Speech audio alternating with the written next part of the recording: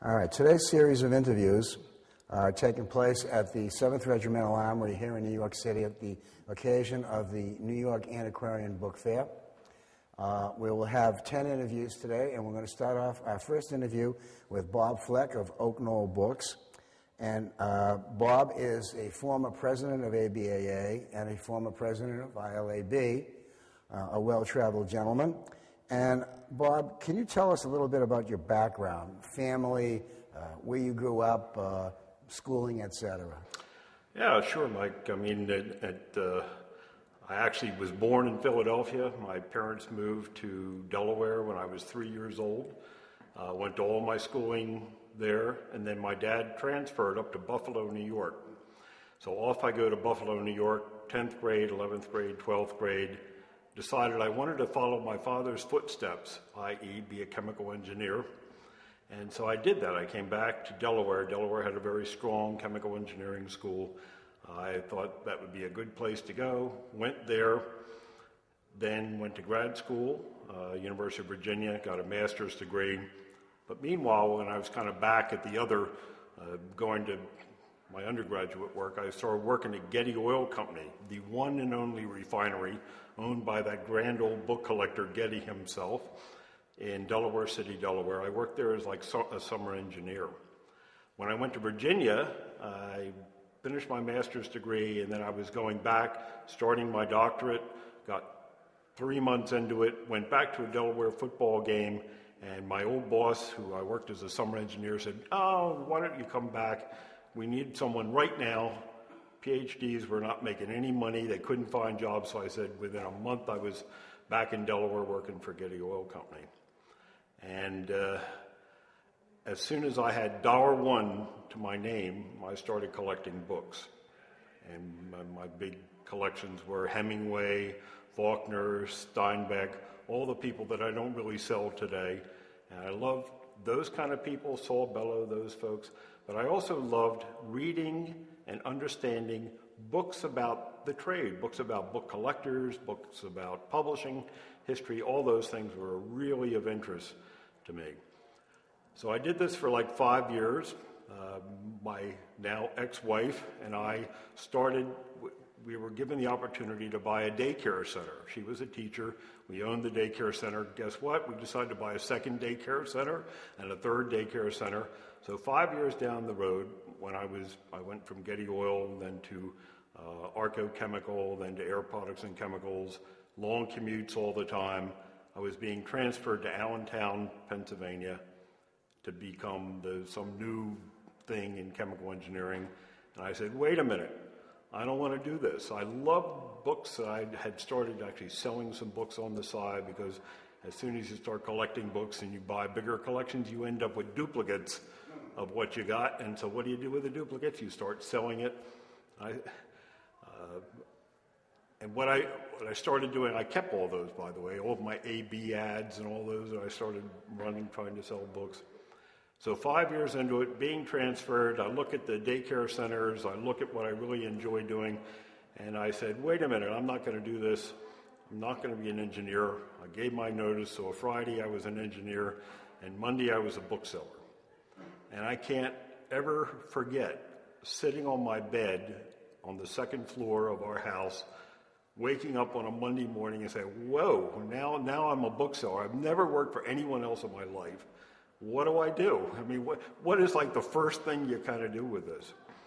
So I came up with what I thought was a business plan, and my business plan was to convert all my literature, all my book collecting, into books on the history of the book. Because I said, no one else is really doing this. No one else is really selling books as a specialty where they concentrate on books that describe the distribution of books, publishing history, book selling history, and the physical production of books, so printing, bookbinding, paper making, and reference books. So I traded sold these literature collections I had, went out and bought all the books about books I could, and created catalog number 1 in 1976. Mailed it off into the world. I forget how I got the number of people, Royer Club lists or whatever. And a guy from Ripley, Tennessee calls me up and orders 80% of the catalog. And I say, this is a really easy life, this book selling. I mean, how can you fail doing this, you know? And it became progressively harder, catalog 2, 3, 4, etc. But then I had the really fortunate experience of meeting a collector by the name of ABAA Rushvarg. She was, at one point, operated the biggest paperback bookstore in Manhattan. Then she moved to Long Island. She was always a collector of books about books, had formed a fabulous collection, saw what I did, said, I'm ready to sell my collection. I called her back and said, that's wonderful. Unfortunately, I don't have any money really to buy that collection. Typical bookseller. Yeah, and so she says to me, well, tell you what, I want to work with you on a series of catalogs listing my books, and I'll help you with the descriptions of the books, and I'll also fund it in a way. I'll let you pay me off over time, although we really had to come up with the secure notes and all the rest of it. But she did that, and we issued this whole series of catalogs describing her collection, which was fabulous for me because it allowed me to handle books that I probably never would have been able to handle in that field. We got Lawrence Clark Powell to write a little envoy to the whole catalog. It was just a very enjoyable experience. You were working by yourself at that time? I was working by myself. My first employee was, the one thing I quickly knew that I didn't really enjoy doing was packing books. And so I managed to get a guy who was very interested. He was working in the medical field, and he says, I would like to come work for you in exchange for credit to buy books. This is another my kind of guy, right? And so he did. He came and went to my basement and wrapped all the books that I had in exchange for having credit to buy literature in his case. So we went out and bought all the Tom Wolfe books that he wanted. That guy just showed up after, this was 1976 when I started, and he probably came in about 1977. And he showed up at my shop last year, the first time in 30-some years. And he said, do you remember me? And he said, how can I forget you? You were the first guy who worked in... He doesn't collect books anymore. But then I did it out of my home. We did start in the second floor, then moved to the living room. Then we had a 2.5-car garage. We converted that into a book office. I actually hired a secretary at that point. And the other thing we started in 1978 was, and I don't know if you can, this is a history of the publishing company, Oak Knoll Press.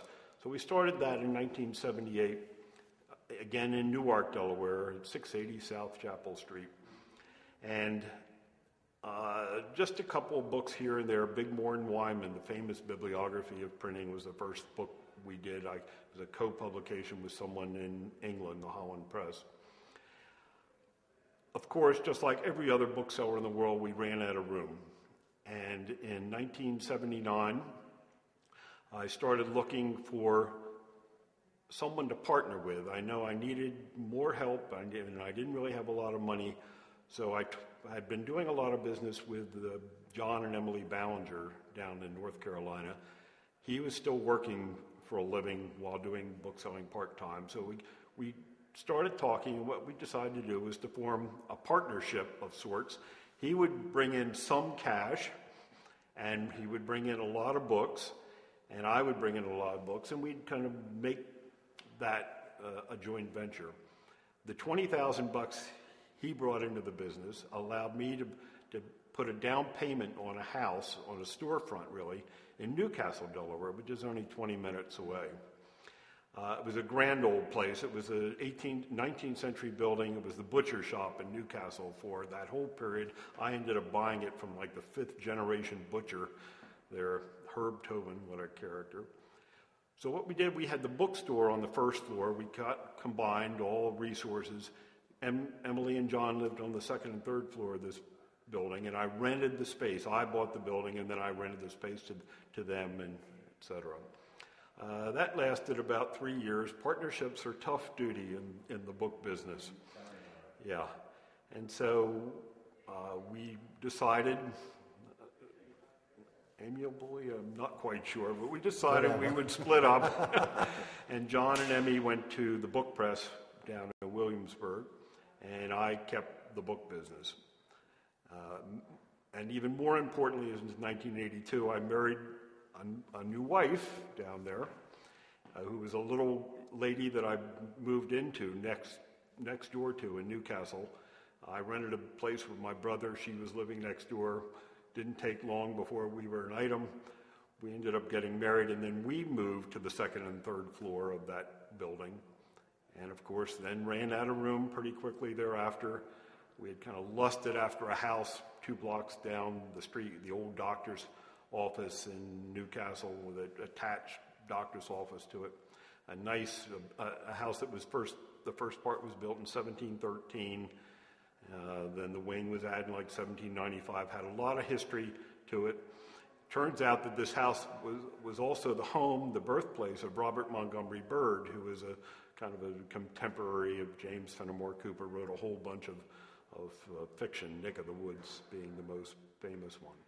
We moved the bookstore into the doctor's office and into the home, but my banker allowed me to keep the old bookstore, which we then rented to a lady who thought she was dealing with ghosts or something. That didn't last too long.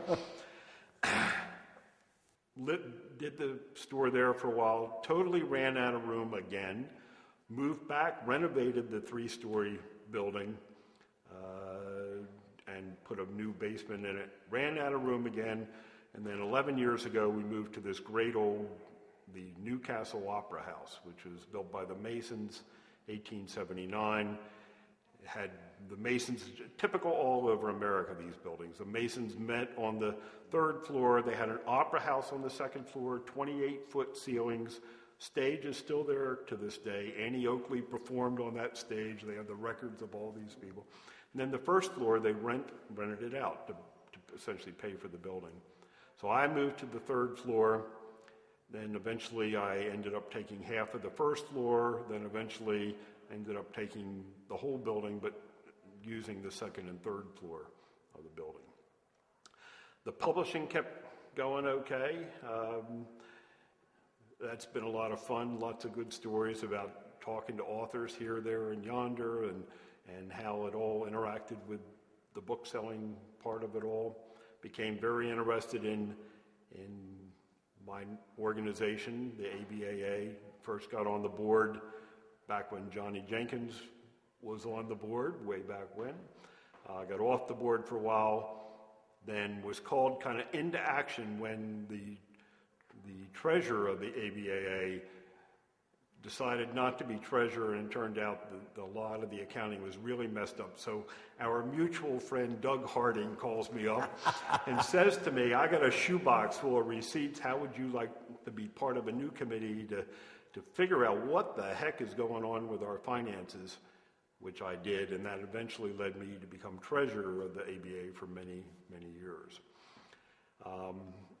Became president in 96, I think that was, 96 to 98, because I know we had our Congress in California, which is a fun event.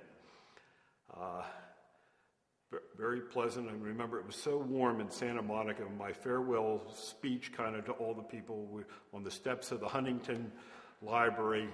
I looked out over the crowd of all these people dressed up in their suits, and I said, in truth be told, after our session at the beach yesterday, I've never seen so many ILAB dealers with so few clothes on in all my life as has happened. But it was just a grand event. Then we went up to San Francisco and had the actual book fair. It was a lot of fun, that whole thing. My prime interest during this period was this new thing called the internet.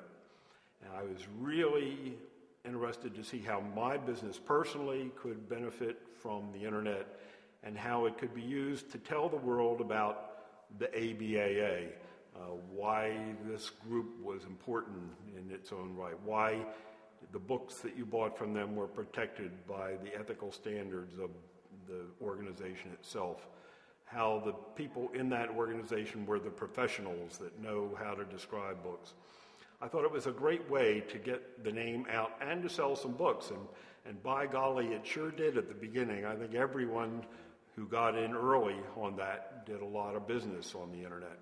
Maybe not quite as much right now, but in those days it was a fast-moving thing.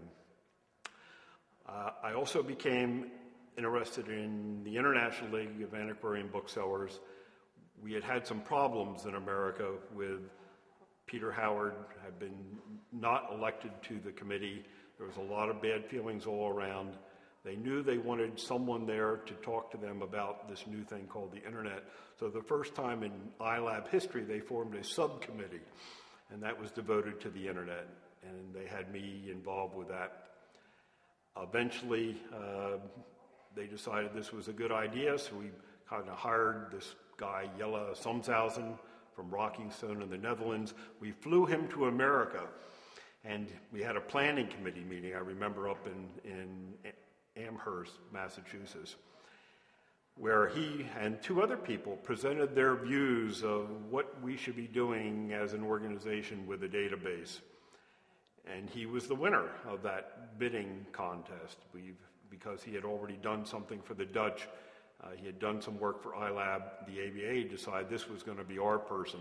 And we negotiated a great deal where you could list all your books in ILAB and get your books listed for nothing on the ABAA site. So that worked out pretty well for a while. I ended up more and more getting involved with the International League to the point where I was nominated to go on the committee by the ABAA. I got on the committee, and it really became obvious that it was time for an American to maybe go the next level. We had only had one president in the history of the ABAA to become president of ILAB. It was a very Eurocentric organization. Richard Wormser was the first president. That was back in the 50s, late 50s, when he became president. They weren't ready for me to become vice president with the obvious idea of becoming president. And they had nominated Keith Fletcher to become the vice president. Keith is a sweetheart of a guy, but he was not into this progressive ideas on where the internet would be leading us as an international organization.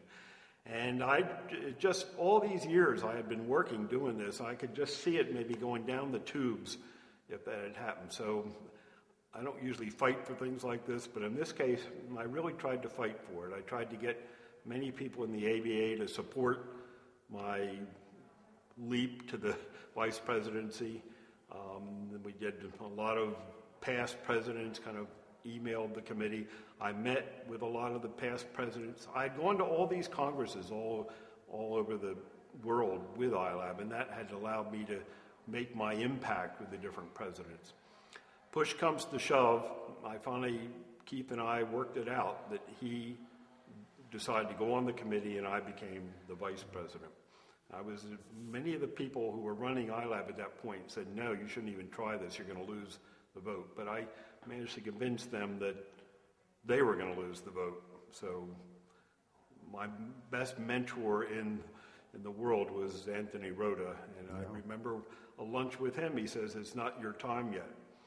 And I said, yeah, it's my time, and that's what I want. And so he finally said, fine. And so I became president in 2002. I was asked to serve again in 2004, so it was a 4-year term. And I can continue to be involved in that. We're going through turmoil again with the internet, and I really want to make sure that we don't lose what we've gained so far. Just came back from Barcelona. I was there for the most recent meeting. I've now been named a President of Honor, which is the first time an American has gotten that one. And what that does allow, it allows me to go to all the meetings if I so choose, as long as I pay for it myself, which I don't mind doing. It's important enough to me. I think the International League is great. And some of these young booksellers in America who haven't experienced going around and meeting the foreign people and saying, I deal in modern literature, I'm never going to be selling books over there. What do I care? It just isn't true at all. It really isn't true. So I think that kind of brings me up well, to as I recall, Bob, the ILAB functions used to be a lot more social and a lot more old boy type things. And since Kay Craddock's term in office, they've become more business-like and less social.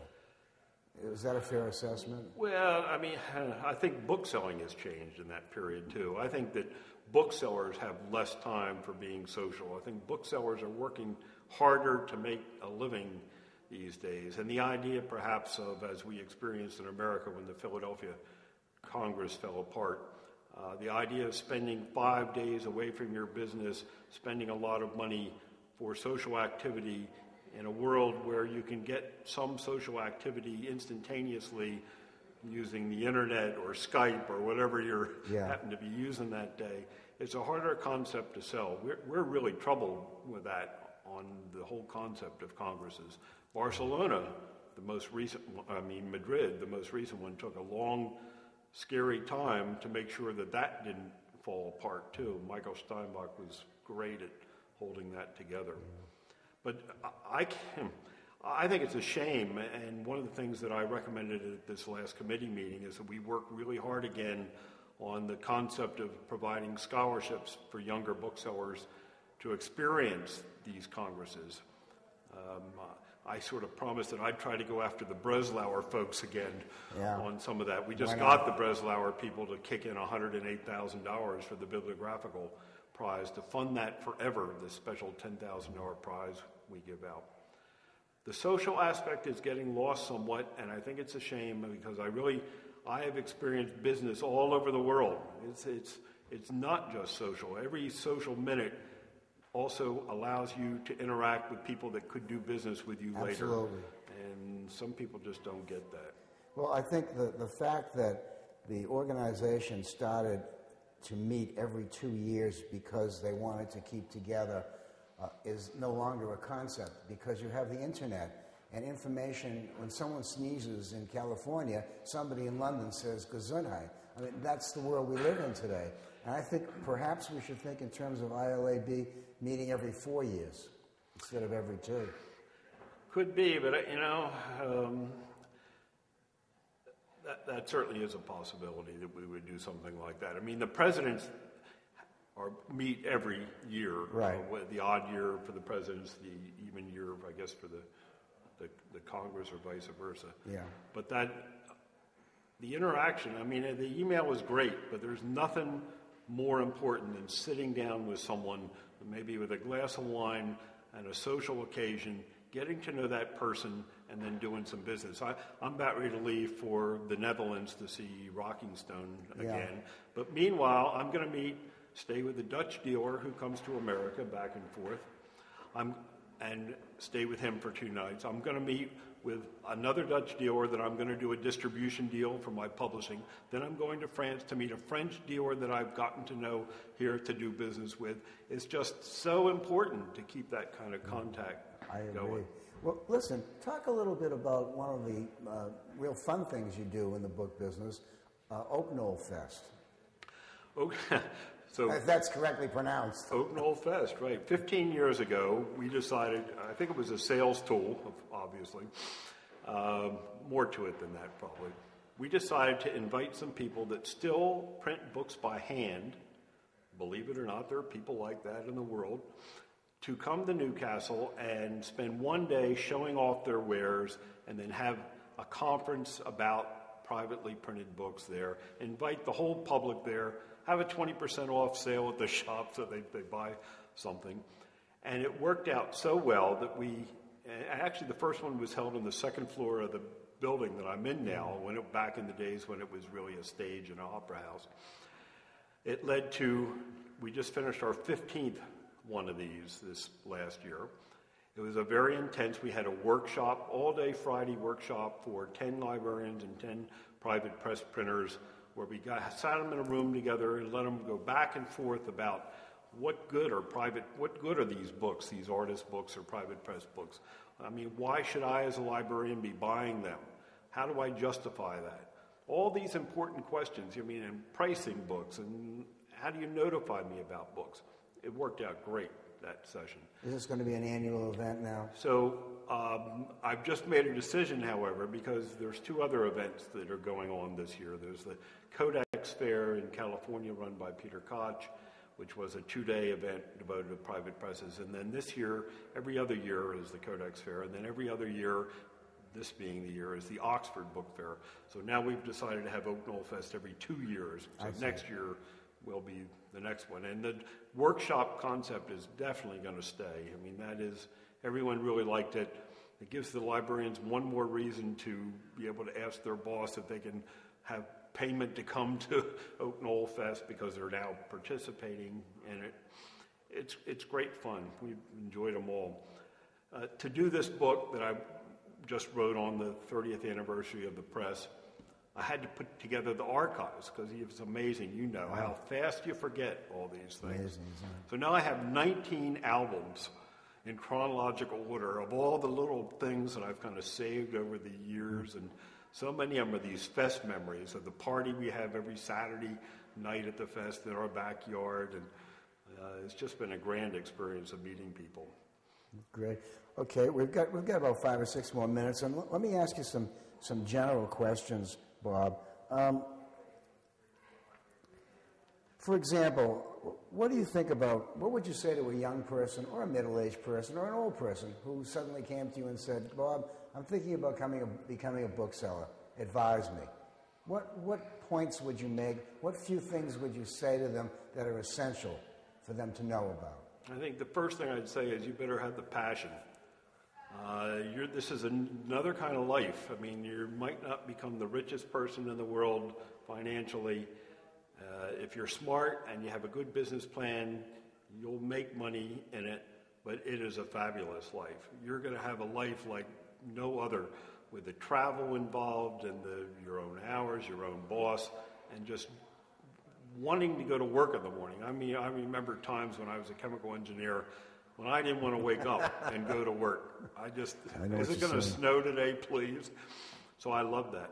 The most inspirational thing that's happened to me recently is the fact that I have 4 children. None of them were interested in the business. And after 30-some years, you start to wonder, well, where is all this going? Why do I keep working so hard? But now my youngest son, Rob, who graduated from college, is now, after a year and a half in the business, is still as enthusiastic as anyone at it. He's always wanting to learn new things. He loves going out and meeting people, and they're kind of essential things to being a bookseller, I think. Wanting to get out there and talk to people and educate them about what you're doing, tell them why what you're selling makes sense and why it should be collected.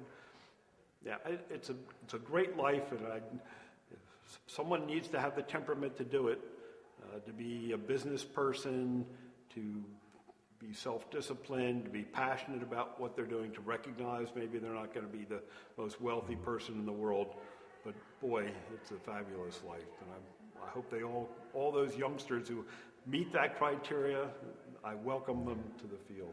And your son is also a graduate of the Colorado Book Seminar. I know. He put loved a it. Plug in for that. I know. I heard he was very good out there. He was the only one who managed to gather all the free beer at the end of it all and take it back to the room, showing entrepreneurship.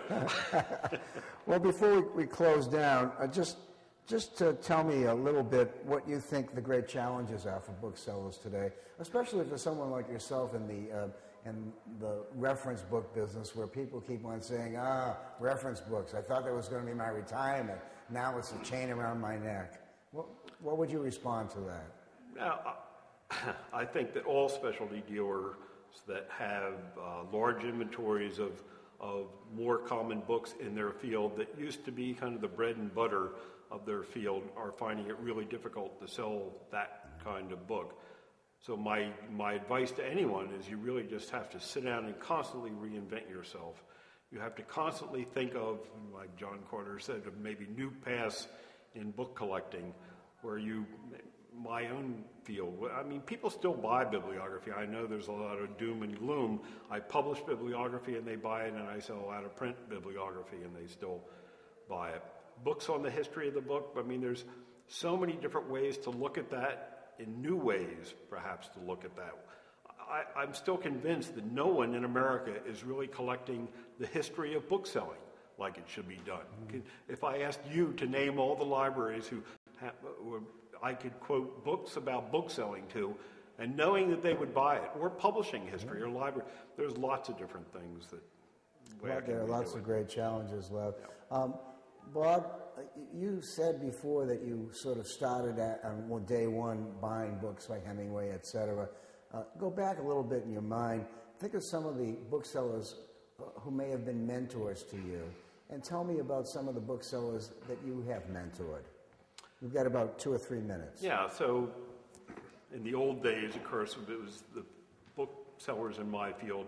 Muir Dawson and Agnes Dawson were great people. Muir, and that's another ILAB. I wouldn't have gotten to know him unless it had been all these congresses we went to. I'm the one that picked up the phone with you, I think, and convinced him to become president of the ABAA way back when. He was a sweetheart. Anthony Rhoda, I've already mentioned so many hours I spent with Anthony and Jean Rhoda. Rostenberg and Stern, they're the ones that got me nominated for the ABAA, in spite of the fact when I mentioned that at one of our annual meetings, they said, "No, we didn't," and out loud, as they only they could do. So, and then Herman Cohen at Chiswick Books, I ended up buying all his inventory at the end, but he was a good bookseller that I knew for many years. In terms of who I'm mentoring, I'm not. Other than your son. Sure, yeah, I mean my son, obviously. I hope that maybe in a more global sense that some of the stuff that I'm doing that is kind of preserving this, I hope preserving the way we do book selling and allowing some of the younger people to come up by keeping people in mind that ABA does mean something and ILAB does mean something and you should be part of that organization. Maybe that's my way of mentoring. Do you feel deep down in your heart that this organization is going to outlast the booksellers that are currently in this generation? Yes. And you think it will continue to be a viable force in the trade? I really think it will, because I think that you just look at what's going on with eBay and all these other sites where you're just a little nervous. People are nervous and upset sometimes when they buy books that they're not going to get what they think they're going to get. And if we can just keep hammering away at, we guarantee what we sell, and we're professional people who have been vetted to become part of this organization, eventually that message is going to start sinking in somewhere. What's the next ILAB Congress and Book Fair? So the next one will be Italy. And when? Next year, not this coming year, but 2011? Yeah, right. In September. Yeah. Thanks very much, Bob. Appreciate your 30 minutes, and we'll keep plugging Oak Knoll Fest. Okay. Thank you. Thank you.